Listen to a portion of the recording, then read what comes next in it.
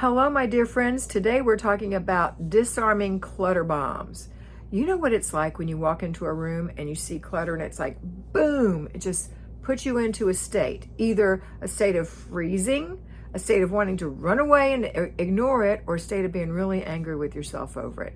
Well, I don't want you to do any of those three things. I want you to take action to disarm the clutter bomb. And how do we disarm a clutter bomb? A clutter bomb's about the size of a banker's box. It's not too big. You set a timer for 15 minutes. You get a bag, a box, and a basket. In the bag, you put all the trash that's in that clutter bomb.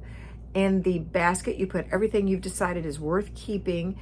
And in the bag, you put everything that needs to be thrown away. You don't love it, need it, use it, or want it, and it's no good. Then you have disarmed a clutter bomb. You're going to feel stronger and better and a little bit safer. That's it for today. Make it a great day.